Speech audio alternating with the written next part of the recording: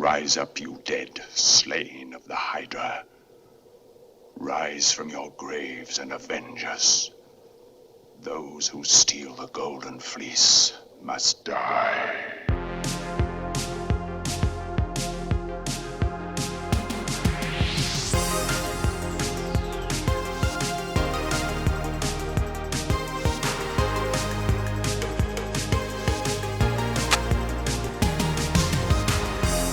Long before AI, decades before CGI and computer animation, dreams and myths were brought to the screen in a completely different way.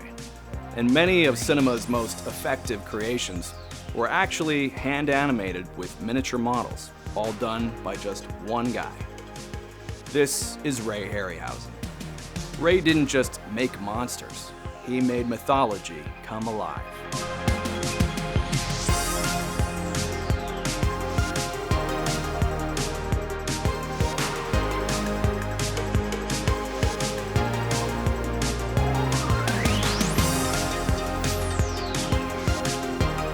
Today, we're diving into the 1963 fantasy epic Jason and the Argonauts. The movie Ray Harryhausen, the revered special effects technician himself, considered his greatest achievement. Not Clash of the Titans, not the seventh voyage of Sinbad, this one. And for a lot of us, it's the purest expression of what stop-motion magic can do. This will probably be the first of many videos that we produce on Ray Harryhausen. He was a legend in the special effects industry, inspiring some of the greatest craftsmen and filmmakers of the last 50 years. People like Dennis Muren, Phil Tippett, James Cameron, and George Lucas. He also was somewhat of a mentor to me when I was a young up-and-comer. So it's safe to say the man's work is revered here in my home.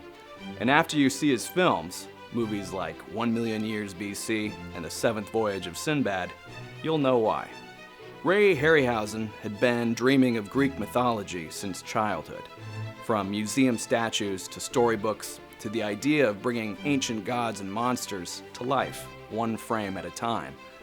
By the early 1960s, he had perfected a technique he called dynamation, a carefully guarded blend of rear projection, split-screen matting, lighting control, and handmade armatures. He had learned firsthand from Willis O'Brien, the special effects artist who had brought King Kong to life in 1933. No one really knew how Ray did it, and Harryhausen liked it that way. Jason and the Argonauts would follow the Greek myth of Jason, chosen by the gods, in his quest to find the Golden Fleece. Along the way, he teams up with the Argonauts in a series of adventures, including several key fights with mythic creatures of all shapes and sizes. This sequence in particular was probably the first clip I ever saw from the movie when I was around 11 years old. It's stuck with me ever since. This towering bronze colossus is Talos. Ray got the idea from standing in front of giant Greek statues as a kid. For the finale of the film, Ray pulls out all the stops. This seven-headed Hydra is one of his most cherished creations, a technical marvel considering that every single movement on all seven heads was individually handmade, but Ray deliberately kept the sequence restrained. Why? Because he didn't want to overshadow what was coming next. This was the sequence that changed fantasy cinema forever. Even here you can see the philosophy of escalation. Mythic monsters aren't just bigger, they're smarter, faster, or more unnerving. If Ray's Hydra was the guardian of the fleece, his army of the undead is the punishment that comes after. And punishment it very well may have been, but not for Jason. Ray himself spent over 4 months alone animating this 4-minute sequence. And many today consider it the most iconic stop-motion sequence in film history. This wasn't just visual effects. This was choreography, acting, lighting, and sculpture happening in miniature. Please be very careful to watch each individual dynamic. Each part has a different dynamic from the others.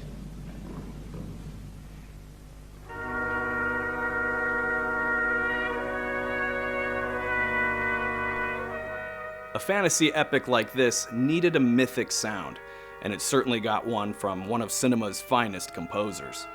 Bernard Herrmann composer on such classics as Psycho, Citizen Kane, and Taxi Driver, composed the bombastic fanfares that would bring the soundscape of Greek mythology to life. But here's the kicker.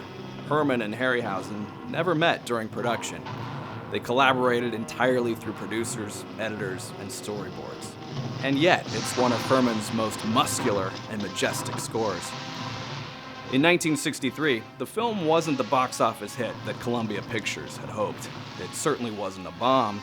The film's legendary status came later, through TV broadcasts, 16mm rentals, and eventually home video, where generations of filmmakers discovered it, myself included.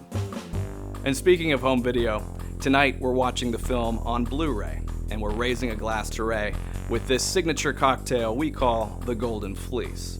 A rum-based beverage strong enough for a sailor and stiff enough to turn even the toughest of critics into stone. That's a Clash of the Titans reference, but we'll get to that movie soon. Check the recipe in the comments below, and while you're at it, you'll find links on where you can purchase your own copy of the movie. The legend of Jason and the Argonauts doesn't end there. When it came time for the Academy Awards to recognize Ray's lifetime of special effects achievements, they took note of this very special film. For his work, Ray Harryhausen was given a standing ovation as best-selling author Ray Bradbury presented him the award.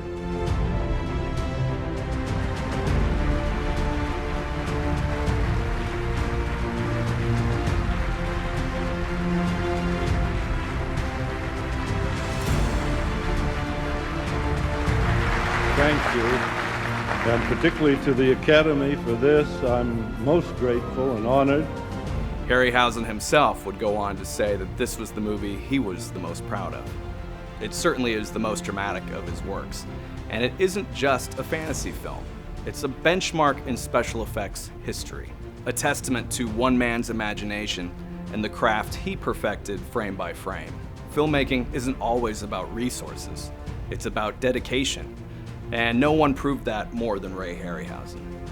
I'm Matthew Charles Hall, filmmaker, film lover, film collector, and thanks for watching the Film History Network. We'll see you next time.